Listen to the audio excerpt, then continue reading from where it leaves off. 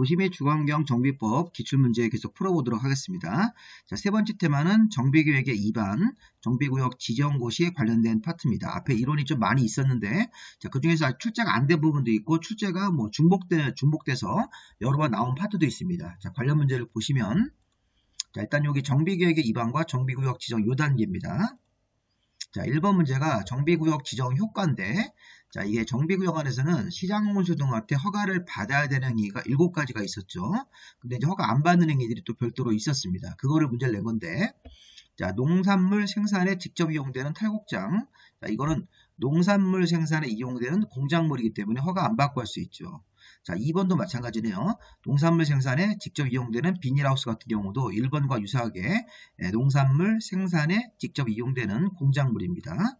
자, 그 다음에 3번 경작을 위한 토지 형질 변경. 자, 일반적으로 토지 형질 변경인 절토, 성토, 정지, 포장은 허가를 받아야 되는 행위인데, 이 경작을 위한 경우는 농사 짓는 행위이기 때문에 허가 안 받고 할 수 있죠. 자, 관상용 중목의 임식재. 자, 원래 관상용 중목의 임시식재면 임시로 심는 거기 때문에 나무를 허가 안 받고 할 수 있는데, 경작지에서 했을 때는 허가를 받아야 되는 것이죠. 이게 경작지에서는 자, 임식재라고 하더라도 허가를 안 받는 항목에서 제외하기 때문에 4번이 허가를 받아야 되는 것입니다. 자, 근데 5번도 1번, 2번과 유사하게 농작물 생산에 자, 직접 이용되는 종묘 배양장 같은 경우도 이게 농사짓는 데 필요한 공작물이기 때문에 허가 안 받고 할 수 있는 것으로 봐야 되겠습니다. 자, 간단하게 우리 이론을 좀 보시면, 자, 정비구역에서 다음 개발 행위를 할 때는 시장문수한테 허가를 받아야 된다. 자, 그래서 건물의 건축, 공작물 설치, 가설 건물을 포함해서 건물의 건축, 공작물 설치, 물건을 1kg 이상 적재하고 토지 형질 변경, 토석 채취, 토지 분할에다가 자, 여기다 용도 변경 하나 추가하고 중목의 벌채와 식재를 추가하는 거죠. 여기서 조심할 거는 대소선은 허가 대상이 아닙니다. 자, 도시개발구역에서는 대선 허가 대상인데 정비구역에서는 대선은 들어가지 않고, 자, 토지의 분할은 허가 대상이지만 합병은 허가 대상이 아닙니다. 이 7가지 행위에서 여기 분홍색을 이렇게 이 하얀색에다가 추가하시면서 정리하시고, 여기 대선과 합병은 허가 대상이 아니다. 자, 그리고 7가지 기본적으로 허가를 받아야 되는 행위가 있는데, 자, 보시면 여기 재해복구를 위한 응급조치, 농림수산물 생산용 간이공작물, 경작을 위한 형질 변경, 5번 같은 거 정비구역 안에서 사업하지 않고 존치하기로 남겨두기 위한 대지에다가 물건을 쌓아두는 것, 자, 관상용 중목의 임시식재 이런 것들 허가 안 받고 할 수 있습니다. 자, 다만 경작지에서 임식재는 허가 안 받는 항목에서 제외가 돼서 허가를 받아야 되겠죠. 7번도 안전사고 우려가 있어서 안전조치하는 경우도 반드시 해야 되는 거기 때문에 허가 안 받고 할 수 있는 것입니다. 정답 이렇게 해서 요게 아까 정답으로 봤었죠. 1번 문제가. 자, 2번 문제 보시면, 자, 앞에 1번 문제랑 같은 파트에서 나온 거네요. 정비구역 안에서, 자, 이렇게 그 정비구역 안에서 개발행위 중에서 시장물수한테 허가를 받아야 되는 것, 이렇게 보시면 가설 건물의 건축도 건축물의 건축에 포함됩니다. 중목의 벌채 같은 거 있었죠. 자, 공유수면의 매립이 이게 바로 토지 형질 변경이죠. 우리 국토기획법에서 토지 형질 변경은 절토, 성토, 정지, 포장, 매립까지 포함하기 때문에 공유수면 매립이 바로 이게 형질 변경을 말하는 겁니다. 토지 형질 변경. 자, 물건을 1개월 이상 쌓아두는 것. 자, 이 기역, 니은, 리을이 모두 다 허가 대상으로 봐야 되겠네요. 자, 이건 정답이 5번이 되겠습니다. 자, 3번 문제는 정비부에서 구청장 등이 특별시 광역시장한테 정비구역의 해제 요청을 해서 이게 의무적으로 해제하는 사유. 자, 그 의무적으로 해제하는 사유는 제가 3년, 2년, 2년, 3년 이런 식으로 앞에서 이론 강의를 드렸었습니다. 그래서 그 기간을 염두에 두고 한번 문제를 한번 풀어보겠습니다. 자, 먼저 1번 지문은, 자, 토지 등 소유자가 정비구역 지정고시가 되고 나서 3년이 되는 날까지 조합 설립 인가 신청 안 하는 경우, 자, 이거는 이 조건이 뭐예요? 추진위원회를 구성하지 않고, 자, 추진위원회를 구성하지 않고, 자, 이게 정비구역에서 막바로 조합으로 가는 케이스이기 때문에 3년이 되는 날까지 조합 설립 인가 신청 안 하면 이 3년 되는 다음 날에 정비구역이 의무적으로 해제를 하여야 한다가 되는 거죠. 자, 그림으로 오시면 기본계획에서 정비구역 지정 신청을 3년 정도 안에 하고, 정비구역 지정되고 나면 원래 추진위원회 만들고 조합으로 가야 되는데 추진위원회가 없는 경우도 있습니다. 그때는 정비구역 지정고시에서 3년이 되는 날까지, 자, 조합 설립에 인가 신청 안 하면 그 3년 되는 다음 날에 이 정비구역 자체가 의무적으로 해제를 하여야 한다가 되는 것입니다. 자, 다시 2번 지문으로 오시면, 자, 조합 설립인가를 받으면 3년이 된 날까지 사업시행인가 신청 안 했을 때, 조합이 설립인가를 받고 나면 3년 안에 사업시행인가 신청 안 하면 그 3년 되는 날 다음 날에 이 정비구역 같은 것 등이 의무적으로 해제를 해야 되는 것이죠. 자, 3번. 자, 2번 지문 맞습니다. 자, 3번. 자, 재개발 사업에서 정비구역 지정고시가 되고 나서 2년이 되는 날까지 이건 추진위원회를 만드는 그 절차가 들어갔기 때문에 정비구역 지정고시에서 2년이 된 날까지 조합설립에 이 조합설립 추진위원회 승인 신청 안 했을 때도 2년 되는 다음 날에 의무적 해제가 맞습니다. 자, 그리고 여기 4번 지문은 기본계획에서 정한 정비구역 지정 예정일로부터 3년이 된 날까지 구청장 등이 정비구역 지정 신청 안 하면 이것도 의무적 해제가 맞는 거죠. 자, 정답이 5번인데 이게 5년으로 바뀌어야 됩니다. 5번은 토지 등 소유자가 시행하는 경우에는 정비구역 지정고시에서 추진위원회 조합 안 만들고 막바로 사업시행인가로 가는 케이스이기 때문에 이게 5년이 되는 날까지 인가 신청 안 해야지만 의무적 해제가 적용되는 것이죠. 자, 이 규정도 지금 보시면 요 그림을 이쪽으로 그림을 잠깐 넘어왔습니다. 자, 우리가 이제 기본계획에서 정비구역 지정고시를 3년으로 간다고 보시면 되겠습니다. 정확한 기산점은 기본계획에서 정한 예정일로부터 3년 안에 정비구역 지정 신청을 안 하면 3년 되는 다음 날에 기본계획에서 발표한 정비 예정구역 같은 것들이 해제를 하여야 한다. 이렇게 되는 건데, 자, 그러고 나서 추진위원회 2년, 조합설립인가 신청 2년하고 사업시행인가 신청으로 3년으로 가야 되는데 원래는 이렇게 가야 되는 거죠.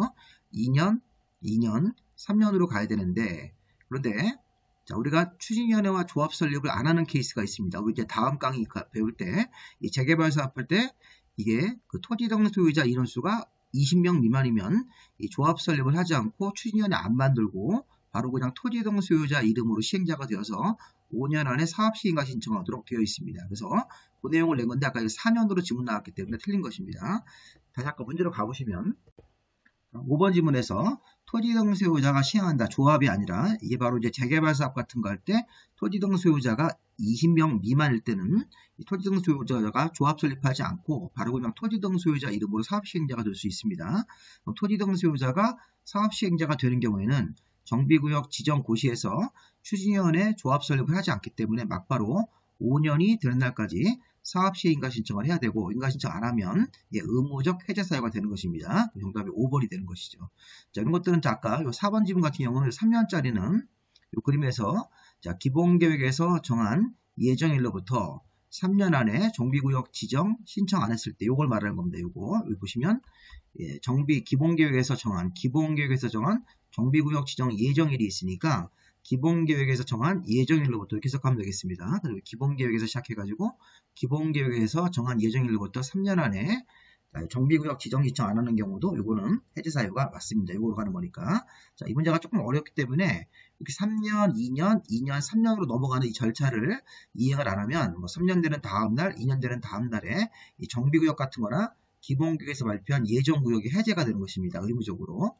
근데 추진위원회 안 만들고 막바로 조합으로 갈 때는 3년을 적용하시는 거고 추진위원회 조합이 아예 없고 토지 등 소유자 이름으로 할 때는 5년 안에 사업시행인가 신청으로 바로 이렇게 넘어가는 경우도 있다는 것입니다. 자, 이런 내용들 잘 한번 확인해 보시고요. 자, 4번 문제. 자, 도시 및 주거환경 정비 기본계획과 정비구역 지정을 이렇게 혼합해서 내는 문제도 있네요. 우리 이제 이전 두 번째 테마에서 배웠던 기본계획 파트하고 세 번째 파트인 정비구역 파트를 섞어서 냈습니다. 자, 1번 질문을 보시면 기본계획 수익권자가 우리 지난 시간에 5명이라고 배웠습니다. 자, 군수를 빼고 특별, 광역, 자치시와 자치도 시장이죠. 자, 이런 5명의 관청이 기본계획을 수립하는 경우에는 14일 이상 주민 공람을 해서 주민 의견을 들어야 되는 것이죠. 맞습니다. 자, 정비계획을 위반할 때는 30일 이상 주민 공람인데 기본계획을 수립하는 경우는 14일 이상이 맞습니다. 자, 2번 기본계획의 수립권자가 기본계획을 수립한 때에는 지체 없이 공보에다 고시하고 수립권자 5명이 지방자치단체가 발간하는 공보에다가 고시하고 일반인들이 열람할 수 있도록 해야 된다. 맞습니다. 자, 3번 정비구역의 지정권자는 6명입니다. 자, 우리 정비구역은 특별, 광역, 자치시와 자치도, 시장, 군수까지 들어갑니다. 정비구역 지정권자가 정비구역의 진입로 설치를 위해서 필요하면 그 진입로 지역과 인접 지역도 포함해서 정비구역을 정할 수가 있습니다.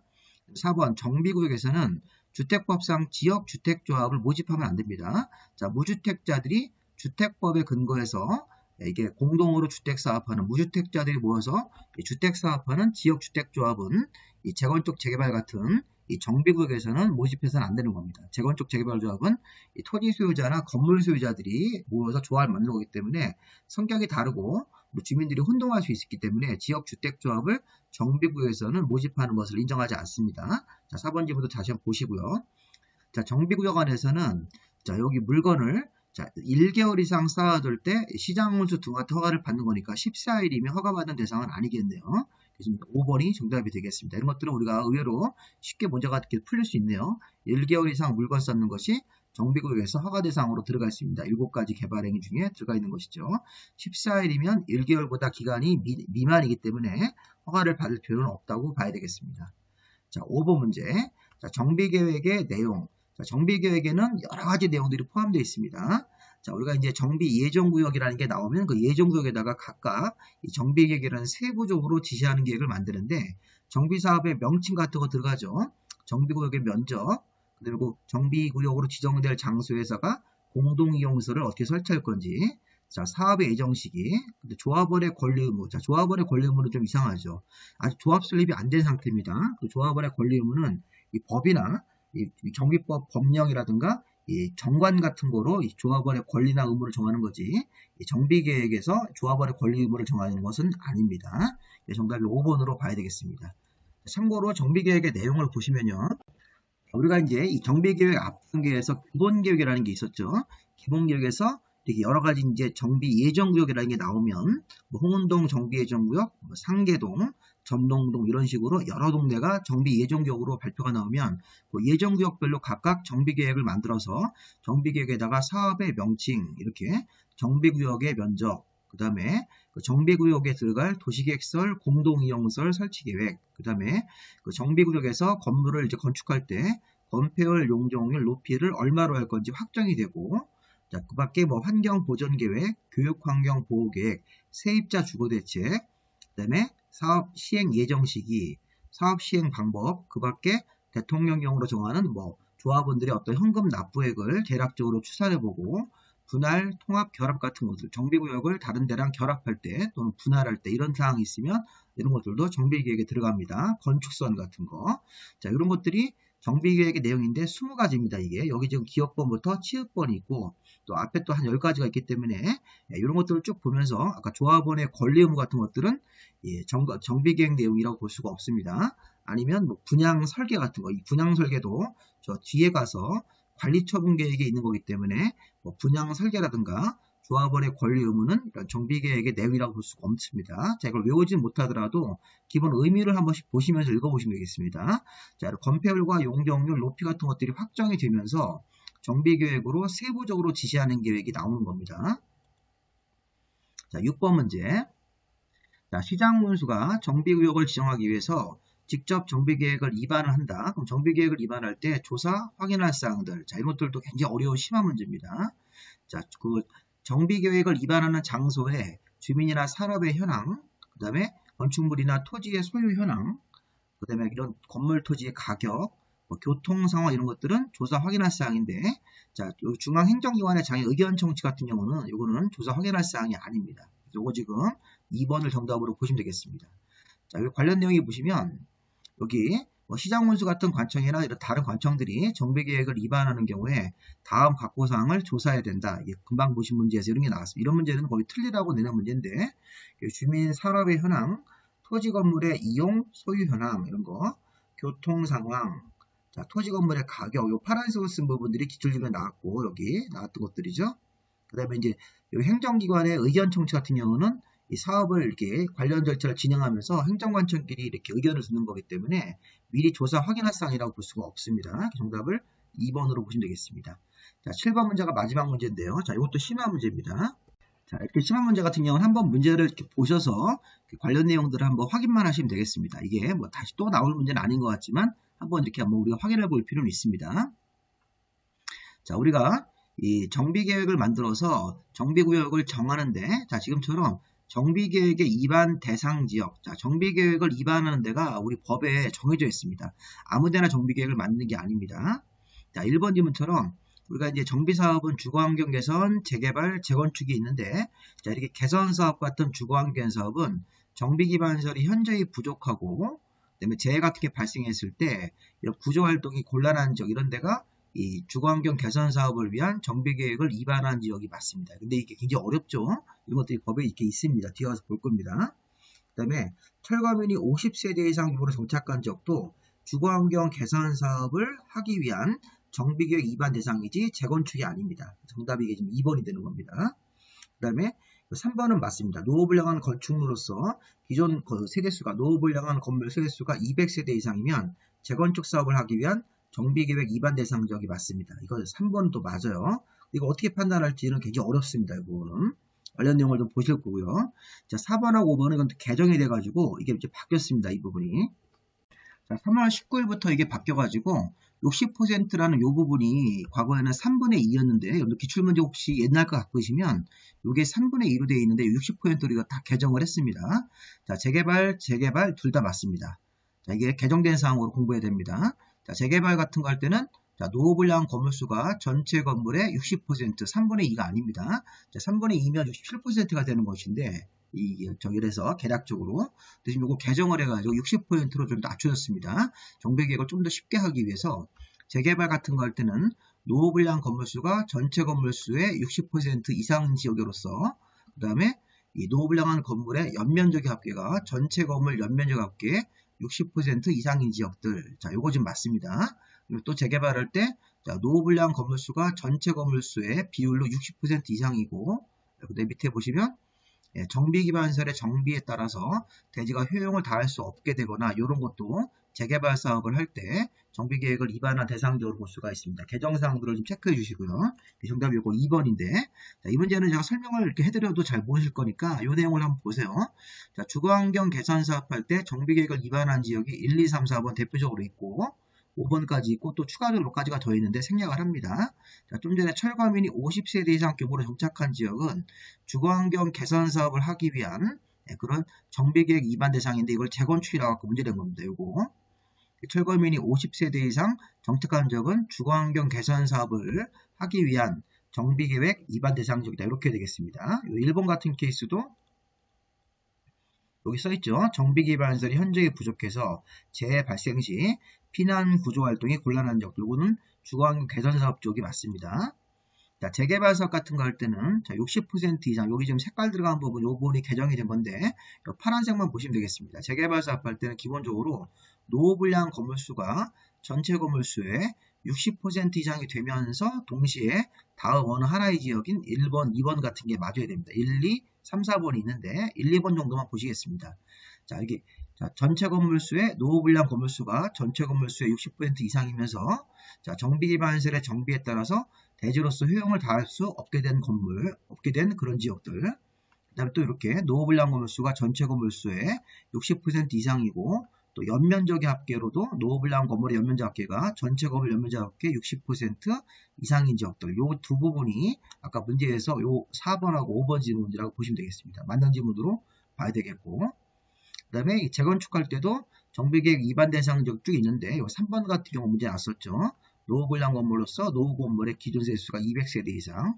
자, 이렇게 한번 제가 보여드렸으니까 한번 그냥 부담 없이 한번 이렇게 보십시오. 이런 부분들이 출제가 됐습니다. 근데 28대 이런 거 내면 굉장히 이거 지금 힘든 문제입니다. 이거 뭐 신경 쓸 필요는 없습니다. 그래서 앞에 6번하고 7번 문제는 좀 어려운 문제니까 살짝 한번 보시고 기출이 한번 됐기 때문에 또 나올 수 있으니까 요런 1번, 요런 2번 케이스 이렇게 공부하실 때 잠깐 멈춰 하신 다음에 한번 읽어보시기 바랍니다. 자, 여기까지 마무리하겠습니다. 자, 수고 많이 하셨습니다.